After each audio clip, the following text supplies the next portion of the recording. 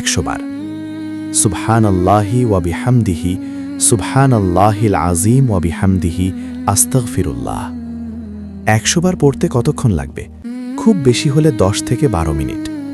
সারাদিনের 24 ঘন্টার মধ্যে 1440 মিনিটের মধ্যে আমরা কি আমাদের কবরের শান্তির জন্য, জান্নাতের জন্য এই 10টি মিনিট আল্লাহর জন্য দিতে পারি না?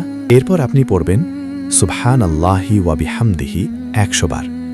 নবীজি বলেছেন, যে ব্যক্তি দিনে 100 বার সুবহানাল্লাহি ওয়া বিহামদিহি পড়বে তার সমস্ত ছোট গুনাহ মাফ করে দেওয়া হবে, এমনকি তা যদি সাগরের ফেনা পরিমাণও হয়। সাগরের ফেনা কি কেউ গুনতে পারে? না। আমাদের গুনাও অগণিত, কিন্তু আল্লাহর দয়া তার চেয়েও বিশাল। সবশেষে আপনি পড়বেন সূরা ইখলাস 100 বার। কুল হুয়াল্লাহু আহাদ, আল্লাহুস সামাদ এই সূরাটি। সূরা ইখলাসকে কোরআনের 1/3 বলা হয়। আপনি যদি 3 বার সূরা ইখলাস পড়েন তাহলে 1 খতম কোরআন পড়ার সওয়াব আপনার আমলনামায় লেখা হয়ে যায়।